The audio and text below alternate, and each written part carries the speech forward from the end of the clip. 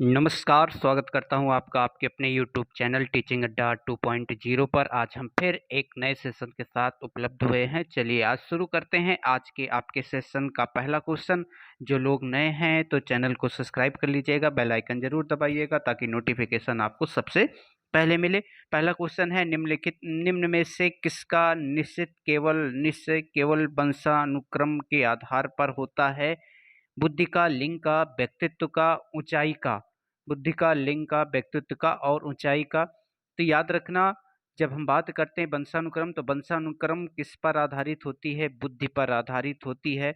और यहाँ जो लिंग शब्द दिया गया है, लिंग का भी निर्धारण किसके द्वारा होता है? बुद्धि के वंशानुक्रम के द्वारा होता है। व्यक्तित्व का निर्धारण समाज, ऊंचाइयां घट बढ़ सकती हैं यदि इन्वायरमेंट उसको बेहतर दिए, पौष्टिक आहार बेहतर दिया जाए तो उसकी ऊंचाइयों में परिवर्तन किया जा सकता है। लेकिन जो है, जो लिंग है और आपकी बुद्धि है, ये दोनों में परिवर्तन नहीं किया जाता क्योंकि जेनेटिक होता है। माता पिता से जैसे ही संक्रमण होगा उसके साथ निषेचन क्रिया के साथ उस चीज का निर्माण होगा। अगला क्वेश्चन है, किसी 10 वर्षीय बालक की मानसिक आयु 14 वर्ष है, वह बालक कहलाएगा। किसी भी बालक की 10 वर्ष का बालक है, उसका मानसिक आयु 14 वर्ष है, वो बालक क्या कहलाएगा? प्रतिभाशाली, सृजनशील, मंदबुद्ध और जड़ बुद्धि। याद रखना, ऐसे बालक जिनकी मानसिक आयु अधिक होती है वो प्रतिभाशाली बालक की श्रेणी में आते हैं। यदि वास्तविक आयु से मानसिक आयु कम होता है तो वो मंदबुद्धि के बालक में आते हैं। जैसे यदि 140 से अधिक है उनकी आईक्यू तो ऐसे 2% लोग होते हैं जिनको हम प्रतिभाशाली बालक की श्रेणी में रखते हैं। यदि 120 से 139 के बीच में होते हैं वो 7% लोग होते हैं जिनको अतिश्रेष्ठ, प्रखर, अत्यंत तीव्र, कुशाग्र, अति उत्तम बुद्धि के माने जाते हैं, इनको दूसरी श्रेणी में रखा जाता है।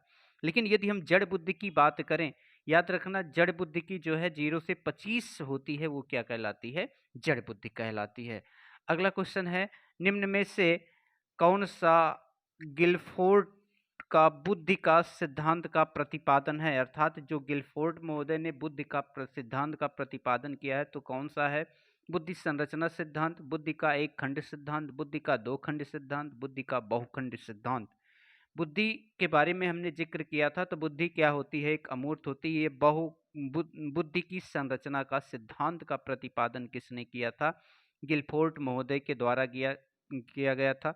गिलफोर्ड महोदय ने अपने इस सिद्धांत का प्रतिपादन अपने सहयोगियों के साथ मिलकर किया था और इन्होंने जो है संक्रिया, विषय वस्तु और उत्पाद के सिद्धांत के नाम से भी जाना जाता है। इसे 3D थ्योरी के नाम से जाना जाता है।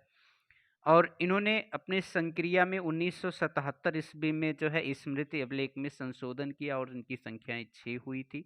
और वर्तमान में यदि पूछा जाएगा इनके कुल कितने खंड हैं तो याद रखना 180 खंडों का जिक्र किया था। निम्न में से बुद्धि का बहुखंड सिद्धांत प्रतिपादक कौन है? अर्थात बुद्धि का बहुकारक सिद्धांत किसने दिया था? बहुखंड सिद्धांत किसने दिया था? तो बिनेनी, स्पीयरमैन, थ्रस्टन और थॉर्नडाइक ने। तो याद रखना, बिने महोदय ने एक कारक सिद्धांत दिया था और आपके स्पीयरमैन ने 2 कारक सिद्धांत दिया था। स्पीयरमैन ही ने 3 कारक सिद्धांत दिया था और आपके थॉर्नडाइक महोदय जो अमेरिका के रहने वाले थे, 18 वर्ष की आयु तक के बच्चों पर बुद्धि के विकास की बात इन्होंने की थी।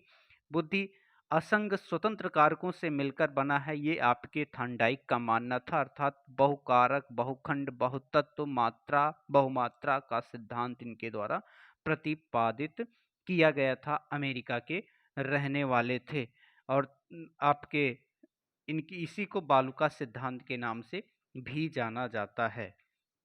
अगला क्वेश्चन, भूख एक चालक है, भूख एक चालक है और भोजन एक है क्या?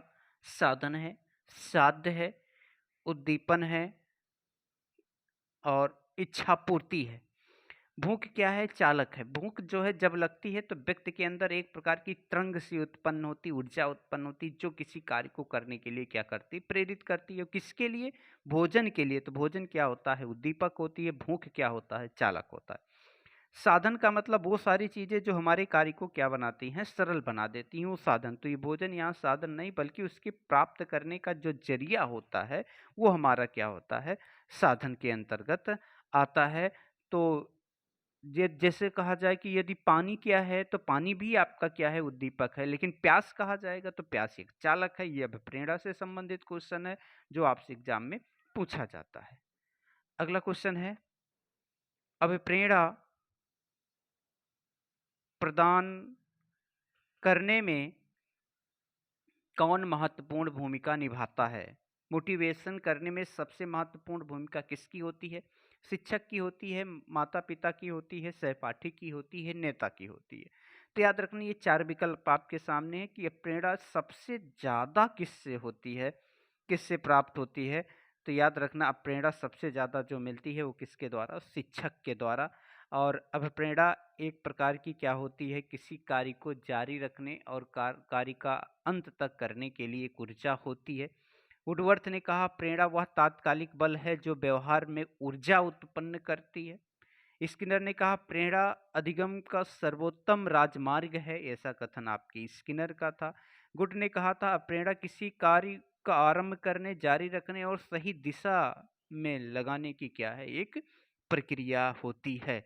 अगला है संप्रेषण। संप्रेषण से आशय है, संप्रेषण क्या है? मनोरंजन है, विचारों का आदान प्रदान है, इच्छा की पूर्ति है, उपर्युक्त तीनों है। तो कम्युनिकेशन की बात करें तो अभिप्रेरणा जो है, संप्रेषण जो कहा जाता है, संप्रेषण हमारे शिक्षण की क्या होती है? रीढ़ रज्जु कहा जाता है। यदि आप शिक्षण कार्य कर रहे हैं तो आपको कम्युनिकेशन आपके अंदर होनी चाहिए। बगैर कम्युनिकेशन का आपका शिक्षण कार्य प्रभावशाली नहीं होगा। इसलिए कम्युनिकेशन क्या है? इम्पॉर्टेंट है। तो यहाँ विचारों का क्या होगा? आदान प्रदान होगा। एक वक्ता होगा, एक श्रोता होगा, एक होगा माध्यम, किसके माध्यम से वक्ता श्रोता तक अपनी बातें पहुंचा रहा है। अगला, क्या प्रदान कर रहा है? कहने का मतलब क्या दे रहा है, क्या डिलीवर्ड कर रहा है, और वो किस चीज को ग्रहण कर रहा है। ये सारे तत्व शामिल होते हैं क्या? कम्युनिकेशन के अंतर्गत शामिल होते हैं। अगला है, शिक्षक बालक के व्यवहार में किस तरह परिवर्तन कर सकता है? पुरस्कार देकर, प्रशंसा कर, भर्त्सना द्वारा, इन सभी के द्वारा, अर्थात किसके द्वारा परिवर्तन किया जाता है? किसके द्वारा व्यवहार में परिवर्तन किया जा सकता है? क्योंकि व्यवहार में परिवर्तन लाना ही क्या अधिगम है। तो ये सारे तत्व का प्रयोग शिक्षक अगर करता है तो स्वाभाविक है कहीं ना कहीं उसके व्यवहार में परिवर्तन होगा। परिवर्तन नकारात्मक हो या सकारात्मक हो, लेकिन हम परिवर्तन की बात करते हैं किसके? सकारात्मक की। पुरस्कार, प्रशंसा, भर्त्सना, ये सब आपके क्या है? मोटिवेशन के तत्व हैं, जिनके द्वारा एक शिक्षक किसी भी बालक के व्यवहार में क्या करेगा? परिवर्तन लाएगा। पुरस्कार की बात की जाती है तो क्लास में जैसे बच्चा कोई अच्छा कार्य किया, कोई सफल हुआ तो उसको पुरस्कृत किया जाएगा, तो बच्चे के अंदर एक मोटिवेशन आएगा, प्रेरित होगा कि ये मैं भी करूँगा, मैं भी पाऊंगा। ठीक। अगला क्वेश्चन है, शिक्षा में अभिप्रेरणा का महत्व दर्शाने वाले बिंदु हैं अवधान, अनुशासन, चरित्र निर्माण। बिंदु नहीं है, पूछा गया है खेलकूद। शिक्षा की बात की जा रही है तो याद रखना अवधान या ध्यान कहीं ना कहीं प्रेरणा को जो है दर्शाने वाले। अनुशासन, चरित्र निर्माण होता है, लेकिन खेल कूद ये शिक्षा से संबंधित नहीं। ये शिक्षा सहगामी क्रिया है, लेकिन मोटिवेशन में जो है, मोटिवेशन के द्वारा इसमें परिवर्तन नहीं लाया जा सकता, लेकिन बहुत ज़्यादा नहीं, क्योंकि बात की जा रही किसकी? शिक्षा की। अवधान होगा तो बेहतर तरीके से अनुशासन में रहेगा, चरित्र निर्माण रहेगा, तो शिक्षा का ये क्या होता है? कार्य होता है। ठीक। तो याद रखिएगा ये आपकी अभिप्रेरणा, प्रेरणा से क्वेश्चन, एक दो क्वेश्चन आपकी अभिप्रेरणा में से पूछे जाने वाले हैं। अभिप्रेरणा का निम्न में से सिद्धांत नहीं है, अर्थात अभिप्रेरणा का कौन सा सिद्धांत नहीं है? मूल प्रवृत्तात्मक सिद्धांत, थांडाइक का सिद्धांत, और परडोद न्यूनता का सिद्धांत। याद रखना, आप प्रेरणा के सिद्धांत की बात करें तो प्रेरणा का जो प्रमुख सिद्धांत है वो आपके प्रेरणा का मूल प्रवृत्ति का सिद्धांत है, जिसे मैकडूगल ने दिया था। और एक प्रेरणा की मांग का सिद्धांत, आवश्यकता की पूर्ति का सिद्धांत है, जिसे अब्राहम मैस्लो के द्वारा दिया गया था। अब प्रेरणा का जो है एक है, परडोद न्यूनता का सिद्धांत भी आपके प्रेरणा के अंतर्गत है, सभी इसमें शामिल होंगे। पूर्ण न्यूनता का सिद्धांत क्लार्क सी हल के द्वारा दिया गया था। आवश्यकता का पूर्ण न्यूनता का सिद्धांत। ये चारों विकल्प आपके सही हैं, इसमें से गलत वाला विकल्प जो है टाइप नहीं हुआ है। और मनोविश्लेषण का सिद्धांत सिगमंड फ्रायड ने दिया था। उद्दीपक अनुक्रिया का सिद्धांत थॉर्नडाइक के द्वारा दिया गया था। लेविन के अनुसार व्यवहार व्यक्ति तथा वातावरण कार्य है। इन्होंने इस सिद्धांत में इस बात पर महत्व दिया है, किस सिद्धांत में इस चीज को महत्व दिया है, याद रखना कौन सा सिद्धांत इनका है। ऐच्छिक सिद्धांत, क्षेत्रीय सिद्धांत, शारीरिक सिद्धांत, उद्दीपक अनुक्रिया सिद्धांत। तो क्षेत्रीय अधिगम सिद्धांत या क्षेत्र अधिगम सिद्धांत, फील्ड लर्निंग थ्योरी यदि पूछा जाएगा किसका है, कुर्ट लेविन की है। तो कुर्ट लेविन ने जो है यहाँ पे बतलाया है कि बालक जब किसी भी उद्देश्य को प्राप्त करने के लिए कार्य करता तो उसके अंदर दो फैक्टर कार्य करते हैं। अर्थात कहने का मतलब होता है कि बच्चे का व्यवहार जो होता है वो यफ बी बराबर यफ इनटू ब्रैकेट में आपका लिखा जाएगा पी गुणे ई। यहाँ पी का मतलब होता है कि साइकोलॉजिकल पर्सनालिटी की बात की जाती है, पर्सन की बात की जाती है। ई का मतलब होता है साइकोलॉजिकल इन्वायरमेंट की बात की जाती है। अगला क्वेश्चन है, मैं पुस्तक पढ़ना पसंद करता हूँ क्योंकि निम्न में से आंतरिक प्रेरणा का कथन है। पुस्तक पढ़ने से मेरे पिताजी खुश होते हैं, मेरी सफलता प्राप्त होती, मुझे सफलता प्राप्त करनी है। पुस्तक पढ़ने में मुझे आनंद मिलती है क्योंकि परीक्षा नज़दीक है। तो याद रखना आंतरिक का मतलब होता है जिसमें आपकी स्वयं की क्या हो, इच्छा हो, इसलिए हम पढ़ रहे हैं क्योंकि हमें क्या मिलती है, आनंद मिलती है, अनुभूति, आनंद की अनुभूति होती है। पिताजी खुश होंगे ये तो बाहरी है, हम सफल हो जाएंगे ये बाहरी है, परीक्षा के लिए पढ़ेंगे तो ये बाहरी है। तो ये सब आपके क्या है, बाहरी है। बाकी एक ही क्या है, आंतरिक है। आंतरिक अभिप्रेरणा स्वयं से होती है। आंतरिक अभिप्रेरणा जो है सकारात्मक होती है, बाह्य प्रेरणा आपकी नकारात्मक होती है। यदि हम आंतरिक प्रेरित हैं आंतरिक रूप से तो किसी भी कार्य को, असंभव कार्य को भी संभव किया जा सकता है। प्रेरकों के वर्गीकरण में निम्नलिखित में से कौन सा सही नहीं है? व्यवहारिक, सामाजिक, मनोवैज्ञानिक और स्वाभाविक। अर्थात प्रेरक कितने प्रकार के होते हैं, इन प्रेरकों के प्रकार की बात जो है यहाँ पे की गई है। कौन सा नहीं है ये बातें पूछी गई हैं।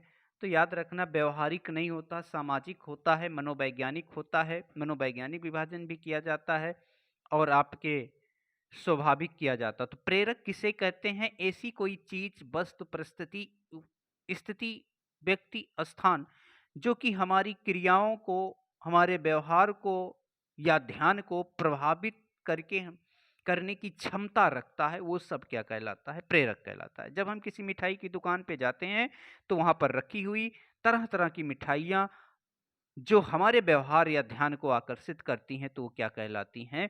प्रेरक कहलाती हैं। अगला है गेस्टाल्टवाद के जनक या स्थापना कर्ता कौन माने जाते हैं? Max Wertheimer, Kurt Lewin, Kohler, Koffka. ये चार मनोवैज्ञानिक, चार की चारों गेस्टाल्टवाद से संबंधित है। गेस्टाल्टवाद की बात करें तो गेस्टाल्टवाद एक जर्मन शाखा है जिसके मैक्स वर्दीमर ने 1912 ईस्वी में इसकी स्थापना की थी। किसकी? गेस्टाल्टवाद की। और ये चार मनोवैज्ञानिकों ने इस पर कार्य किया था। सबसे अंत में जुड़ने वाले थे आपके कुर्ट लेविन। कुर्ट लेविन ने बाद में अलग हो गए। 1917 ईस्वी में वो इस संस्था से, इस संप्रदाय से अलग होकर एक नए संप्रदाय की स्थापना की जिसे क्षेत्रवाद संप्रदाय के नाम से जाना जाता है। यदि पूछा जाएगा कि इस पर सबसे ज्यादा कार्य करने वाले व्यक्ति कौन थे तो याद रखना कोहलर महोदय थे, जो कि अमेरिका में जाकर इस पर सबसे ज्यादा वर्क किया। और 1925 ईस्वी में मेंटलिटी ऑफ एप्स नामक पुस्तक का जो है प्रतिपादन भी इन्होंने किया था। अगला, शिशु की औपचारिक संस्था क्या है? शिशु की औपचारिक संस्था क्या है? अर्थात बच्चा, शिशु कहाँ औपचारिक रूप से शिक्षा ग्रहण करता है? घर पर, समुदाय पर, विद्यालय पर, उपयुक्त सभी। अगर हम कहें कि शिक्षा के जो स्थान होते हैं वो आपके तीन होते हैं, एक औपचारिक, एक अनौपचारिक और आपके निरौपचारिक। औपचारिक का मतलब होता है जहाँ पे औपचारिकताएं होती हैं, समय प्रतिबंध होता है, तो ये विद्यालय के अंतर्गत आएगा। विद्यालय एक औपचारिक शिक्षा संस्थान का साधन माना जाता है। और यदि हम कहें कि विद्यालय में औपचारिक कहते क्यों हैं? तो याद रखना वहाँ पे टाइम टेबल फिक्स होता है, समय फिक्स होता है और आपके विषय फिक्स होते हैं, शिक्षक फिक्स होते हैं और जब आप एग्ज़ाम देते हैं तो आपको सर्टिफिकेट या मार्कशीट आपको मिलती है, प्रमाण पत्र आपको मिलता है, ये आपका क्या होता है? फिक्स होता है।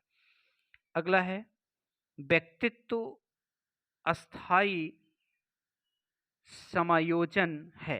व्यक्तित्व अस्थाई समायोजन है किसके साथ? पर्यावरण के साथ, जीवन के साथ, प्रकृति के साथ, उपर्युक्त सभी।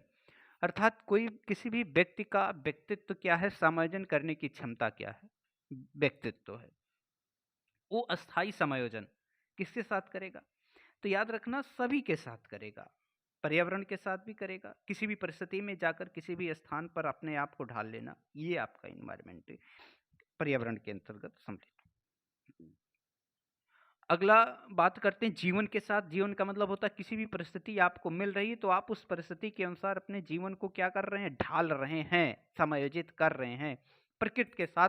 अर्थात मौसम जैसे परिवर्तित हो रहा है उस अनुसार आप अपने आप में परिवर्तन ला रहे हैं, इसलिए विकल्प आपका चौथा वाला सही होगा। एक आदर्श अध्यापक को एकाग्रचित होना चाहिए शिक्षण विधि पर, सीखने वाले विषय पर, छात्र और उसके व्यवहार पर, उपर्युक्त सभी। अर्थात किस पर एकाग्रचित होना चाहिए, किस पर ध्यान केंद्रित करना चाहिए? अपनी विधियों पर, सिखाने वाले विषय पर, छात्र एवं उसके व्यवहार पर, किस पर होना चाहिए? या चौथा होगा? बिल्कुल जी हाँ, चौथा। यदि आप चौथे पे जा रहे हैं तो बिल्कुल सही कह रहे हैं, चौथा वाला विकल्प आपका क्या होगा? सही होगा, क्योंकि शिक्षण विधियां किसके अनुसार होगी? बालक के अनुसार। और बालकों का व्यवहार ये भी आपको देखना है, सिखाने का विषय भी किसके अनुसार होगा? बालक के अनुसार। इसलिए उपयुक्त सभी पर क्या होना चाहिए? एकाग्रचित होना चाहिए किसी भी शिक्षक को, एक आदर्श शिक्षक को जिसे बच्चा अपना आइडियल मानेगा। अगला क्वेश्चन है क्वेश्चन नंबर 8। अधिगम के निम्न सिद्धांतों में से किसके प्रतिपादन करने पर, किसके प्रतिक्रिया होने पर पुनर्बलन होने के सुझाव दिया गया है? अर्थात कौन सा सिद्धांत ऐसा है जो आपके पुनर्बलन को महत्व देता है? सरल भाषा में समझिएगा। संबंध प्रतिक्रिया का सिद्धांत पावलोव का, सूच का सिद्धांत कोहलर का, चाल प्रणोद का सिद्धांत हल का, और क्रिया प्रसूत अनुबंधन का सिद्धांत थॉर्नडाइक का। तो आपको पता है कि सबसे ज्यादा महत्व किसने दिया था? थॉर्नडाइक ने दिया था। थॉर्नडाइक ने ही, अगर हम बात करें, थॉर्नडाइक के द्वारा ही जो है सबसे ज्यादा पुनर्बलन को महत्व दिया गया था। हम कोई कार्य तब करेंगे जब हमें किसी चीज का क्या मिलेगा? पुनर्बलन मिलेगा। बच्चे को पुनर्बलन देंगे तो बच्चा कार्य करना प्रारंभ कर देगा। अगला क्वेश्चन है, थॉर्नडाइक के प्रभाव का नियम का शैक्षिक महत्व नहीं है। रुचि में वृद्धि करने पर, संवेगों पर नियंत्रण करने पर, अपराधी बच्चों पर उपचार करने पर, स्मरण शक्ति में कमी लाने पर। अर्थात कौन सा ये प्रभाव का नियम है, कौन सा शैक्षिक महत्व नहीं है। आप इसके लिए इसका प्रयोग करेंगे तो आपको उसको एजुकेशनल क्षेत्र में प्रॉफिट नहीं होगा। इंटरेस्ट बढ़ेगा, बिल्कुल बढ़ेगा। इमोशनल पर नियंत्रण होगा, क्रिमिनल जो बालक होंगे उनका उपचार किया जाएगा। मेमोरी शक्ति में जो है आपके पावर में कमी आएगी नहीं, बढ़ोतरी की जाती है। इसलिए आपका ये डी वाला विकल्प क्या होगा? सही होगा, क्योंकि यहाँ पे क्या होगा? बढ़ोतरी होगी, कमी नहीं होगा। प्रभाव जब पड़ेगा किसी चीज का तो प्रभाव जो है आपके सुखद होगा, दुखद होगा या संतोषजनक होता है, तो वो चीजें अस्थायी हो जाती हैं आपकी मेमोरी के अंतर्गत। आज के सेशन का आखिरी क्वेश्चन, सीखने के नियमों के प्रतिपादक हैं स्किनर, थॉर्नडाइक, एडलर, फ्रायड। तो याद रखना किसने सीखने के सिद्धांत नियम का प्रतिपादन किया है? तो स्किनर महोदय, थॉर्नडाइक महोदय, एडलर और फ्रायड। तो याद रखना सीखने के नियम का प्रतिपादन करने वाला, सीखना है व्यवहार में परिवर्तन, ये आपके कौन है? थॉर्नडाइक। थॉर्नडाइक ने सीखने के नियमों का प्रतिपादन किया। 2 नियम बताए थे, मुख्य नियम और गौड़ नियम। मुख्य नियम 3 थे, गौड़ नियम 5 थे। जो बालक के सीखने के लिए क्या थे, बहुत ही इम्पोर्टेंट थे, किसी भी बालक के लिए किसी भी सिद्धांत का आधार माना जाता है। तो ये था आज के 20 प्रश्न। आपको कैसे लगा कमेंट बॉक्स में जाके कमेंट जरूर करिएगा। यदि आप नए हैं सेशन पे, चैनल पे, तो चैनल को सब्सक्राइब कर लीजिएगा, बेल आइकन जरूर दबा दीजिएगा अगर नोटिफिकेशन आपको, ताकि सबसे पहले मिले। और यदि आपको क्लासेस अच्छी लग रही हैं तो लाइक कर दीजिएगा, शेयर कर दीजिएगा, सब्सक्राइब कर लीजिएगा। फिर मिलते हैं एक नई क्लास में एक नई ऊर्जा के साथ। तब तक आप स्वस्थ रहिए, मस्त रहिए। आज शिक्षक दिवस की आप सभी को ढेर सारी शुभकामनाएं। आप अपने जीवन में उन्नति करते रहें। फिर मिलते हैं अगली क्लास में, तब तक आपसे अलविदा लेते हैं। नमस्कार, जय हिंद, वंदे मातरम।